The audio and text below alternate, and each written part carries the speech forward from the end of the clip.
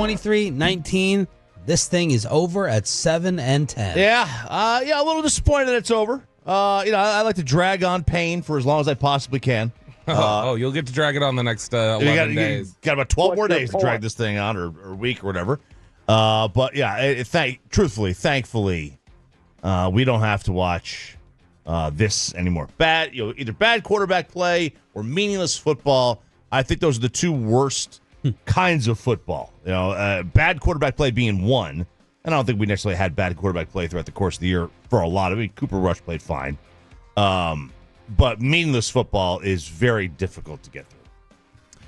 It was terrible. It was awful, and there is no relief. There is no exhale to the season being over, because it's not over. And we're sitting here going, are you going to run it back again? Or are you going to do this again? Are you going to basically say, well, I mean, we can adjust a thing here or there and all of a sudden go from 7-10 to being legitimate Super Bowl contenders? Because the answer is no, you can't. You need to overhaul something. And so now we just sit here and go, how comfortable are you with actually turning this thing into a contender? And if you don't make the moves necessary, then you're not comfortable at all.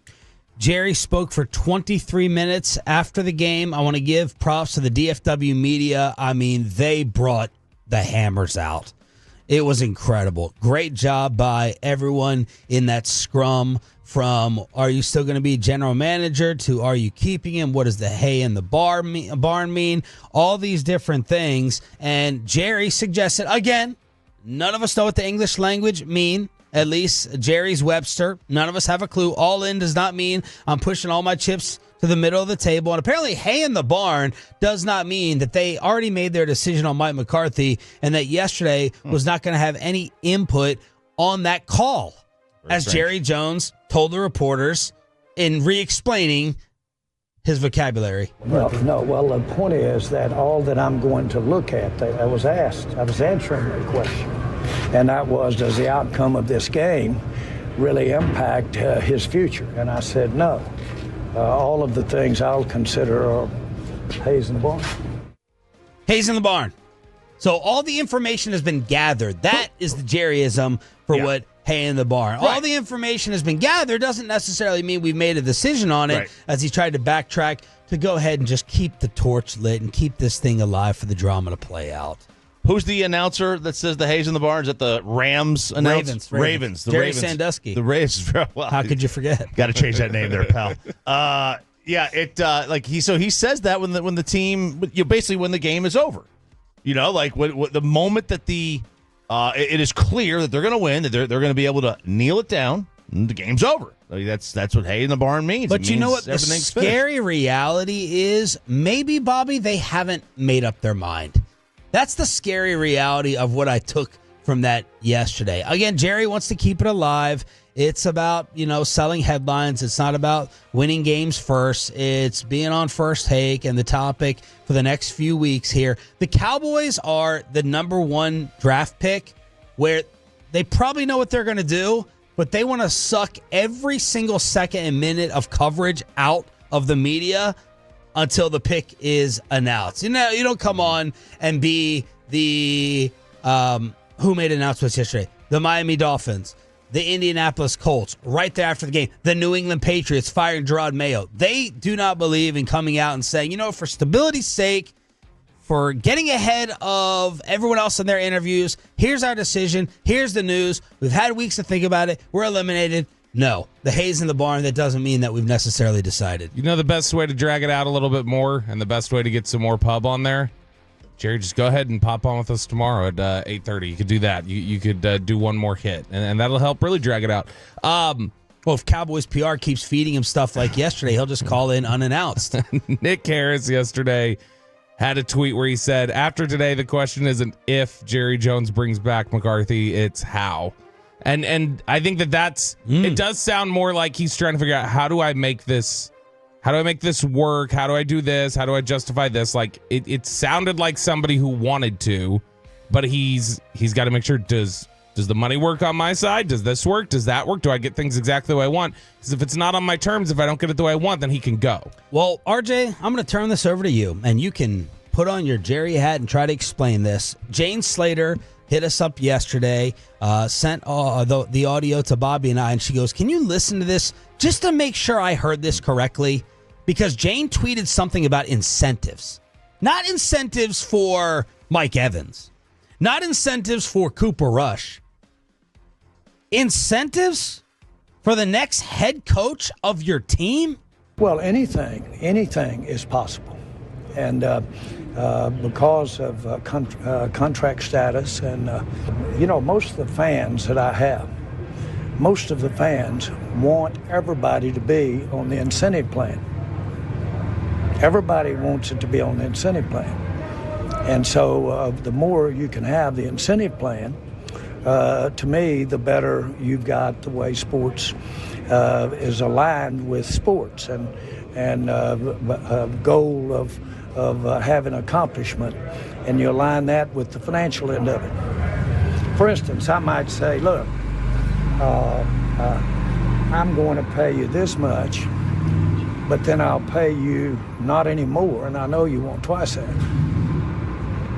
But if you get to the playoffs or you win a Super Bowl, I'll give you 5 times that. What? What? This is why Mike Tannenbaum said what he said that you posted the other day.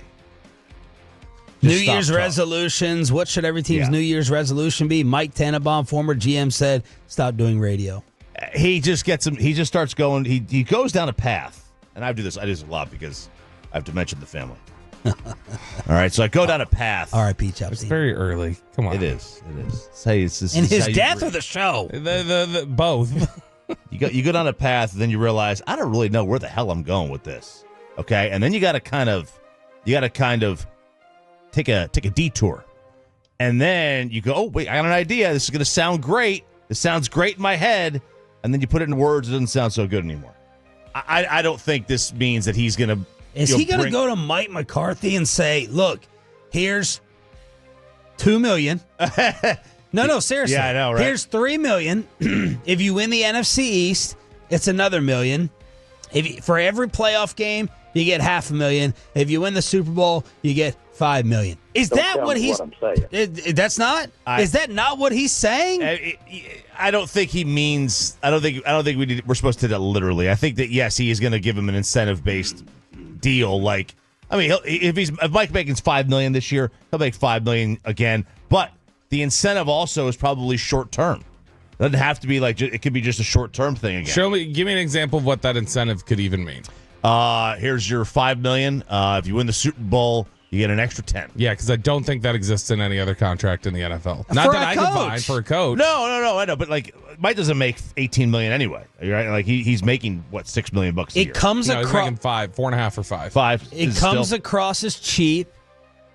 They are cheap when it comes to the coaches. It comes across as every year he tries to give the fan base a little something that he thinks is going to appease you. That's why he went with that little fan angle there. The fans really want incentives. You got to work for it. So rather than blow out the coach, rather than get a new staff, I'm going to make you scrap. I'm going to make you earn it. See, really, is that what he's trying to play to with the fan base to make them somewhat happy if McCarthy returns? Oh, we don't care. We don't care that Mike McCarthy, if he makes $1 million, $2 million, it can get to $8 million if they win some playoff games for the incentive. That doesn't hit with me. This is going to be. The way Jerry was talking yesterday, I don't think he's prepared for what feedback will be if he brings McCarthy back. I don't think he has any clue what this is going to look like. And for somebody who's usually pretty good at judging blowback, how could they not? They listen, they monitor, they read, they gather headlines, they gather tweets. How could they not? Because I think there's still it's like when you're in anything yourself. When you're in anything yourself, you can take certain feedback or have certain understandings, but the reality is like you're going to be blinded to certain things. I think there is a blind spot here in terms of, well, we finished the season hard. I saw this, I saw that. Whereas this, by the way, the only other contract I can find here that has any other incentives in it that I've ever found was Matt Rule. Okay, so you want to follow David Tepper model? That's what we're leaning into, is what Tepper does. What was it? It was he had $60 million over 7 years. He could have earned as much as 70, but they didn't specify what the incentives were. Yeah. But he could have earned as much as $10 million more on his contract if he did that. Nobody cares about that. They want to win. And they don't want like a carrot bouncing in front of McCarthy's face to win. Just hire somebody who's going to win games for you. Now you have this. By the way, Todd Archer, who was a part of that scrum, will join us live at 7:20 this morning, the great Cowboys insider. Can Mike interview somewhere else? If you're not committing to him today, if you're not going to commit, if you're going to drag this out to January 14th, will you allow Mike to go talk to other teams? Well, but that's I wouldn't want to coach here that won't be someplace else. Would you let any other team talk to him before you make a decision on him? Would you grant permission? Again, I'm not even for sure that where we are with the technical, what you can do and what you can't do. I think that before you can talk to a coach, you're supposed to know officially, is he still under contract or not? And the facts are he's under contract. So Jerry's like, he can't go talk to anyone until January 15th anyway. Right. So Archer clarified this, is that they can grant permission beginning Wednesday. They can't grant it before then. So these next 3 days are his own. But he can grant permission. He can decline or grant permission however he wants starting Wednesday. So this is what they would call like an exclusive negotiating window. Yes. His contract technically runs out, next Tuesday or 14th next or whatever. Wednesday or whatever it is. When that runs out, then he can no longer block it. But he's got a week there where he can block things. These first 3 days, nobody can even request How it. ridiculous is that thought and sentiment? Was that like a threat? Was that a little like, minor veiled threat? It feels a little like negotiated leverage. Like, all right, go. I won't block it. You show me if you want to go interview, though. Right? Yeah.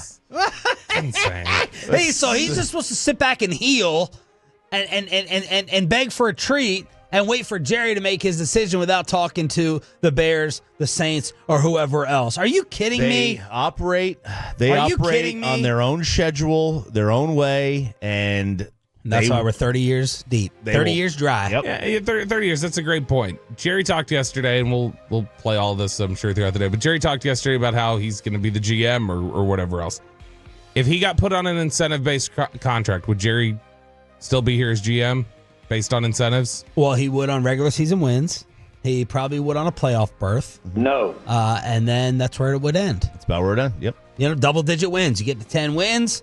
Playoffs, maybe NFC East. Yeah, he'd hit about 3 of the 6 escalators. Yeah, he would. What a mess. It is a mess. I feel so bad for the Metroplex. Totally held hostage. 23 minutes of explaining it afterwards as well. 877-881-1053 is the Franklin Franco injury attorney text line. And then he went and suggested that this year, not winning 4 out of 5, not Cooper Rush's play, not McCarthy with a backup, this year should not factor in to deciding on Mike. He said that for the year. He's like, well, I almost feel like you have to throw this year out. Is that good or bad for Mike? Great. It's great for Mike. Because at the end of last year, you decided he should come back. So if you're saying we're resetting this whole year, then that means you think he should come back. This is what it sounds like to me. If you're going to say this year doesn't count, well, you already had this decision with Belichick on the market last year and said, nope, I want Mike. Now, if you want to go ahead and dive into the real sports conversations, or we could just do this for the rest of the day. Doesn't matter to me. I mean, that one. I'm totally prepared to take a load off for the entire day until Kevin gets back and gets better. So many loads. I mean, do you remember how many loads off we took on Friday, Alec? It was so much fun. I lost track after the 10 o'clock hour, man. The Cowboys put the miserable regular season to bed. We'll start the first question of, did you watch, did you care, did you listen at all? And Kevin, I watched every second of this game. I did too. Here's what I told you earlier. I am at a point now where I am a football fan. I'm very excited about these NFL playoffs. I'm very excited about the matchups we have in the playoffs. And as far as being a Cowboys fan, that's over for me now. But I wanted to get, whatever was left of it. I wanted to get whatever was left of the Cowboys season and see it. I was intrigued that Trey Lance was going to be starting. Alec, Mickey told us, and Mickey should be joining us here at 10:20 or 10:40. I haven't got a confirmation there yet. But he told us, hey, I would expect Will Grier as the backup. And once I saw that they signed him, I was like, oh, that makes sense. He's going to be the backup. Trey Lance is starting. made complete sense. So we got to see a Trey Lance version. He still needs more reps in the NFL to be able to be a good quarterback. There are things that are nice and a lot of other things that are still problematic. But I did care about this game. I felt like I needed to watch it to wrap this season up and have a good understanding of where I felt about McCarthy and this team. Cared how? Did you care that you wanted the team to win or lose? No, I didn't want either thing, honestly. I didn't care how the outcome was. Did not care about the outcome until the end when I felt like, hey, you know what? Let's go ahead and take out those Washington Commanders. So it was the end of the game, Kevin, when I was like, don't let them score. Don't let Terry McLaurin, my fantasy team, I could use that. So I was okay with it because it's Terry McLaurin. Was there still fantasy stuff happening this weekend? Yeah, and it's stupid if your fantasy league does it. I have one fantasy league that's me and my friends, and I've been voting for probably 6 years now to not do it on the last week of the season because you end up having the championship game for all the money, the thousands and thousands of dollars that you're betting here. You're having to go and scramble to put together a roster because everybody's sitting out. So it's awful. And not really representative of the rest of the season. No. I mean, all you had to do was start Joe Milton. You would have been fine. Joe Milton and Damian Pierce from the Texans, you would have been all right there. Everybody you expected to go off in Week 18, right? Yeah. This is a side question. I think Mike would be proud of me for this question. Do they still give out the steroid shots to help you out? Because when I went to the doctor last week, they gave me a bunch of pills, and I don't really feel like those did a great job. Can you not take pills still? I can. Okay. There was a time, Alec, when my God. Kevin and I worked at a newspaper together, and I had a gigantic jar of vitamin C. And if Kevin ever felt ill, I would be like, would you like a vitamin C? And he's like, is it chewable? And I was like, are you a 4-year-old? And he was like, well... And so he would never take it. But now you can swallow pills. It's awesome. It came down to dollars and cents because one of my medications, well, you know what? We're sharing everything. Who knows if I'm going to be on again this week. I have a medicine that I take for depression and obsessive compulsive disorder. So it got to the point where they were like, hey, we can keep giving you the liquid form. It's going to be $40 a month. Or you could, I felt it implied, be a grown-up, take the pills, $4 a month. And I was like, you know what? That's a lot of damn money. That's like $400 difference for the entire year. I will figure this out. Go ahead and give me the pills. $420. I don't think that is correct. I think it's $432. But the point is, that's a lot of money. And so I was like, I'll figure it out. Okay. Isn't it amazing how expensive convenience is nowadays? God. Like, because I would much rather take like the chewables and the liquid forms. I can do pills. That's fine. That sounded weird, but like I can handle those. But at the same time, it's like it's more convenient. Like the little melatonin gummies. It's like, why would I take a little like dusty pill when I can take a gummy that tastes like a fruit snack? Yes, I think snacks are amazing. I think these doctors got too cocky with me because one of the pills they gave me, it was like you had to break it in half to even make it reasonable. It was a horse pill. It was. Like, how does somebody swallow? Well, never mind. You just finish that. More water. More water, Kevin. I need more water. From the 903, yes, the shots work a lot quicker. From the 806, I also can't take pills. Thank God it's not just a me thing. Well, it is because Kevin can take pills now. So now it is just you, I think, at this point. I feel bad to abandon that person. Joint, come to our side. I did it strictly for monetary purposes. I was like, I got to change. What is this. Kevin motivated by? Cash. Oh my God, for sure. So the Trey Lance effort that you saw, Alec, out there. What was your feeling when you got to see him out there? Because there's still inaccuracy when throwing. He should have had a touchdown in the end zone. Short armed it. Didn't have a good one there. Did you like the effort by Dowdle on that play though? Yes, I honestly did. He did everything he could to try to get to the ball, and it just wasn't there for him. The offense itself stalled consistently. I'm not going to blame him for the offense stalling in the red zone because it was continually, is it Jake Ferguson? Is it Tyler Guyton? Which one of these guys is going to false start or hold? Something was going to happen around there, but it did continue to stall. So it's there's something, I don't know if it's about Mike McCarthy's offense specifically or the lack of focus and discipline there, but that's the big factor for me. But Trey Lance, he looked like a guy that is not an NFL quality quarterback. Yeah, and it hit me quick whenever you saw some of the inaccuracies just generally where a ball would sail on him. It would get away from him. And then you got that nugget that Jane Slater put out before the game where she mentioned, compare some of the other young quarterbacks around his age in the NFL, the amount of attempts that they've had between their current NFL careers and college combined. Bo Nix has like 2,500 at this point. Jaden Daniels around 2,000. Going into yesterday's game, Trey Lance had 427 attempts in the pros and college combined. Yeah. Like that, he has not thrown the football a lot in a competitive manner, and it definitely looks that way. You see the traits that made sense, but you just generally see an experience. I saw the traits that if the American football field was 5 yards or so wider on each side, Trey Lance would be a menace to this league. When he tries to throw downfield and on the sideline, it's just, he's not there. He misses it every time. And he's on the run, Most and that's times. something you're like, okay, I like seeing you on the run doing that. And I feel like I agree with you.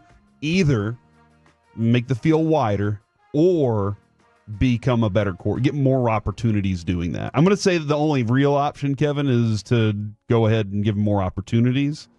Actually, maybe not at this point. Maybe not. But I don't think he's coming back as a Cowboy. That's what I saw as I see them going, that was enough for us. The timing of all this makes no sense to me because I know some people think the Cowboys did this to get out of the bonus to Cooper Rush. I don't know that. We can ask Steven that. Jerry said, I'm not even familiar with that. But, what were you going to learn in this game? So, let's say he goes, what was it, Jerry Flynn? Who's the that might be a wrestler, actually. Who's the quarterback who had one good game and they're like, I'm going to give you all of the money? I know Osweiler did it too. Pretty much.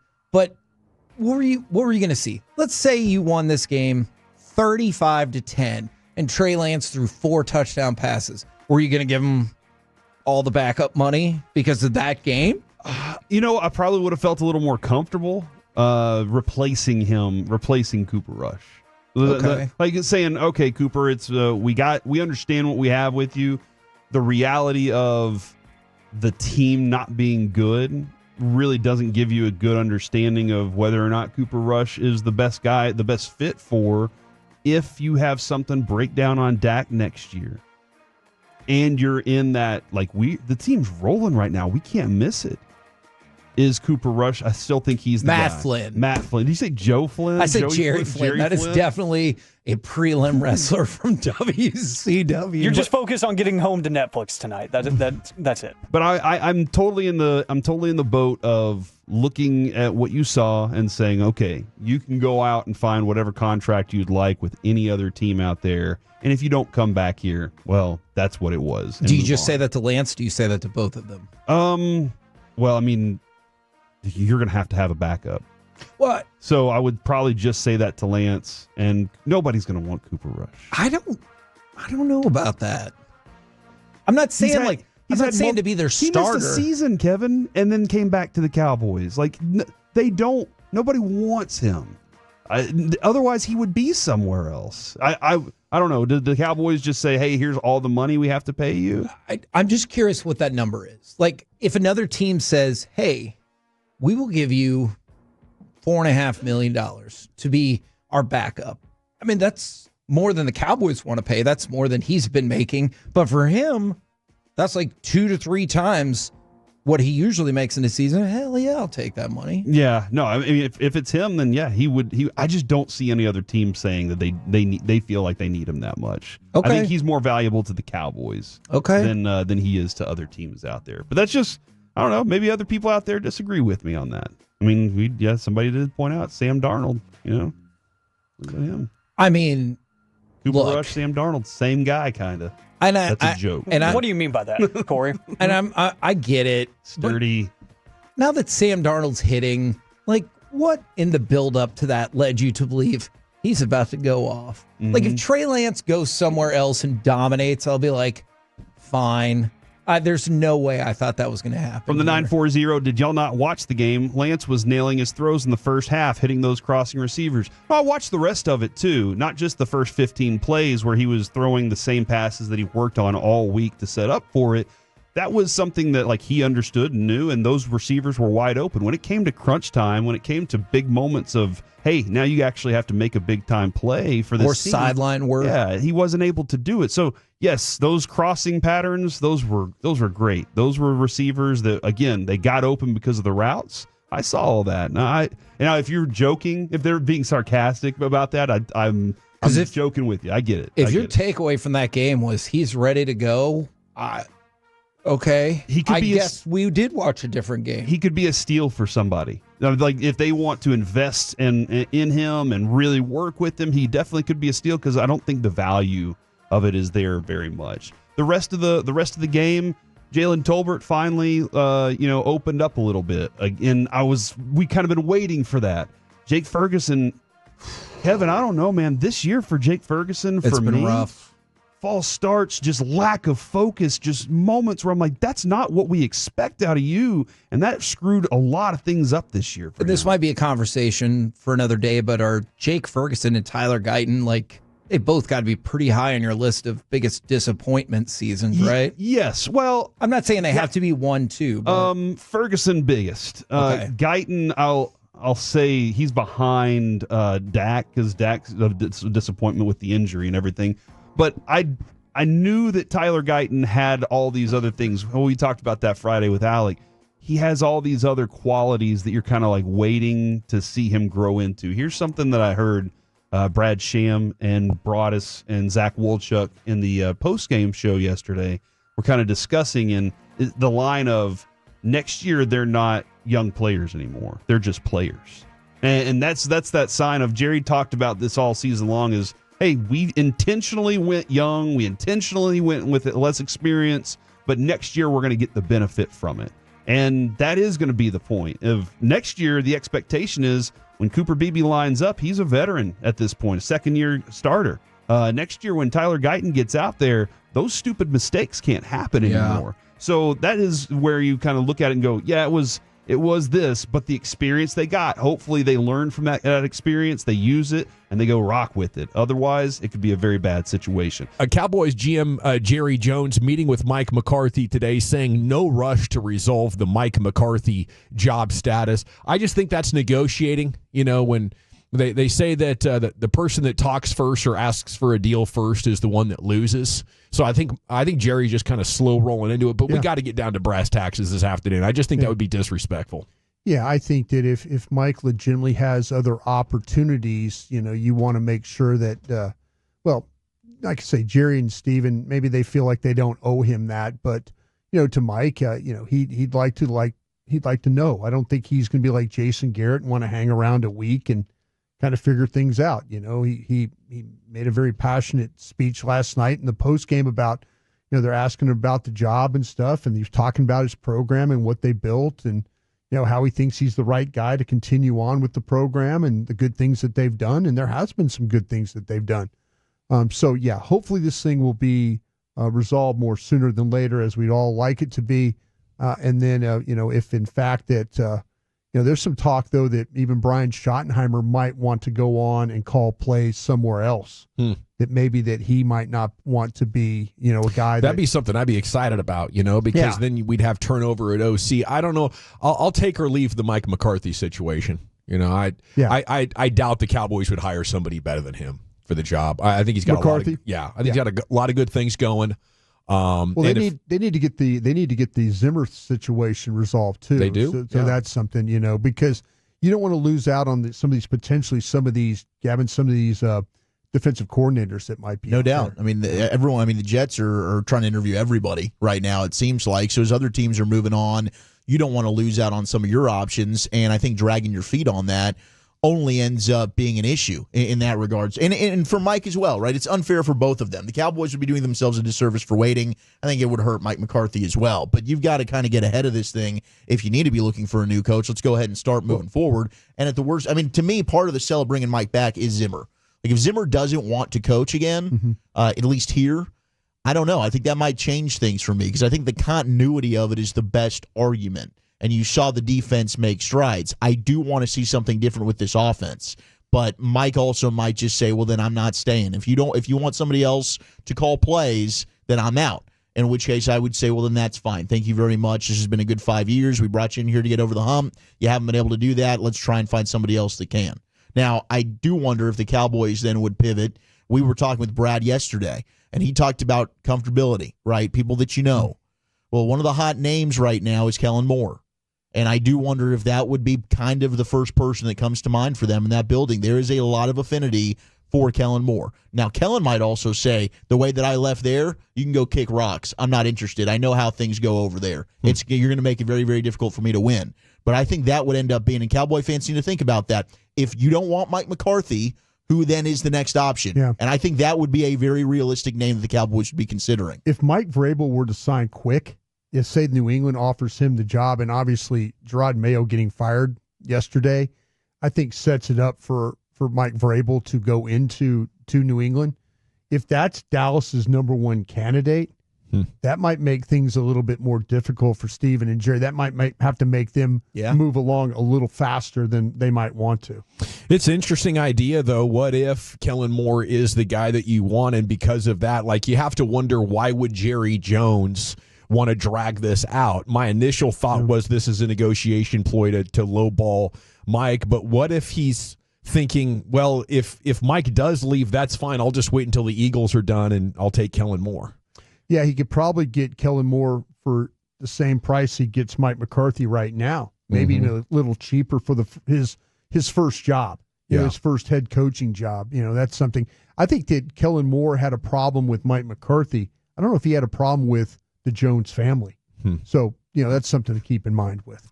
Should we be discouraged or encouraged by Kellen Moore being a candidate? If that would happen. If that would happen, I know the fan base would be at least 70%, maybe 80% down on it. Yeah, if you follow along what the Eagles have done here the last year, I can't speak for the Chargers year. It didn't seem like it went great. No, I can't speak for that. Injuries were a big part of that. So, yeah, but what I've seen, what we've seen, and I think it would make Dak very happy, because that would be then probably Kellen Moore and Doug Nussmeier, and then that means Nussmeier would be back in the room working with Dak.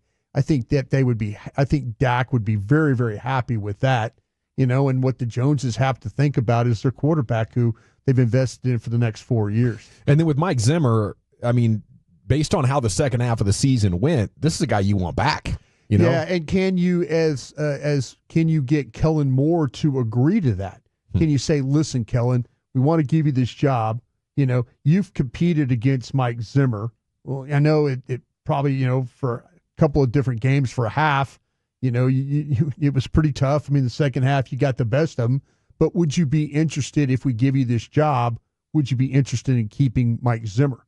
That might be a question. And if Kellen says, listen, I've got somebody else in mind that I worked with at the Eagles or worked with at the Chargers or someplace else that he has been, then now if you're the Cowboys, you have to say, well, then we're going to move on. I think the Cowboys look at it like we're going to have control of a lot with the coaching staff, and there's nothing you can do about it. I don't feel like even Bill Parcells could say no to Jason Garrett. No, they need to. You're right about that.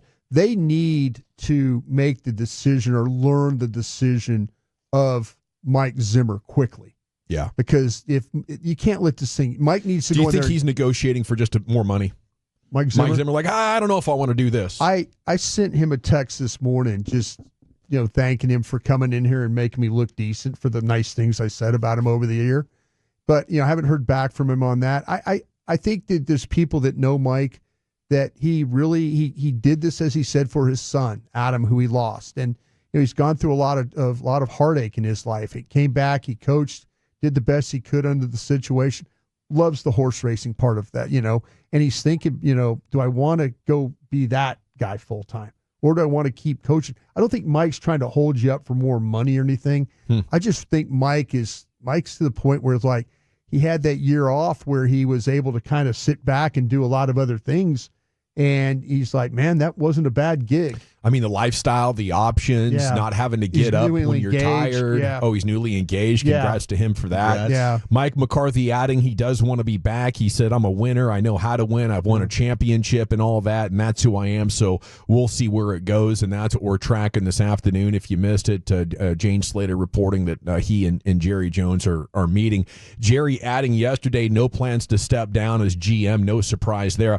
I think when he says until the day that I die, I believe that. Yeah. I don't. No, you should. Yeah, I don't think there's any tracking this story until like he's just mysteriously not around, and then you'd be like, wow, is he sick or something? And then maybe that story could evolve. But nothing until that day is going to make me believe there's a chance in HE double hockey sticks, Wolchuk, that he's going to step down. Yeah, there's not. And I know we'll get to this Mavs news here in a second. We're getting some text about that. It's not good. 254 said, never want to hear you guys talk about accountability with the Cowboys again. You guys are just like Jerry giving Mike a pass. Well, the issue here is you just kind of heard yesterday from the guy who holds all the cards. That's the accountability.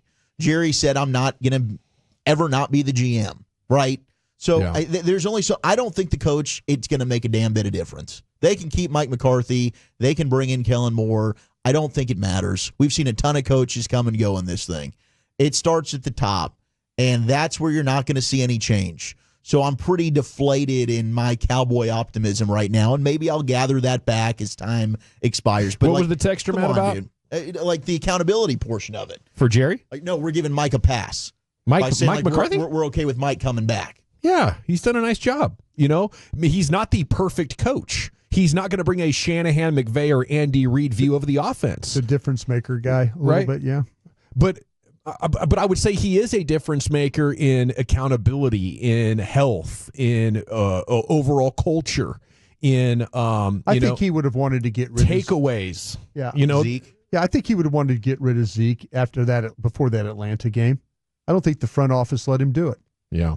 I think he probably like, okay, fine, let's do this. And then once things kind of started going south, I'm pretty sure Mike probably wanted to say, hey, I'm not into this anymore. But there were definitely improvements from Jason Garrett. There's no doubt about that. Yeah. Like that Chaz Green game would never have happened with Mike McCarthy. You just saw yesterday Tyler Guyton out there. Needs to play, but he keeps making mistakes and he keeps getting penalized. All right, you can go to the bench. Awesome Richards, get out there, right? I mean, there isn't a hesitancy to change things in game if something's not working, like you saw the stubborn nature, and then the ability to win games with a backup quarterback, with injuries. You didn't see that in the previous regime, and you didn't see the consistency when it came to winning 12 wins, 12 wins, 12 wins. If you want to say the level of competition, that's fine. We can go back and look at the level of competition and the wins that Jason Garrett had when he had 12 wins or whatever the hell it was, right? So I think you upgraded from where you were, but it still hasn't been able to ultimately get you over that hump that you wanted. Now, why is that?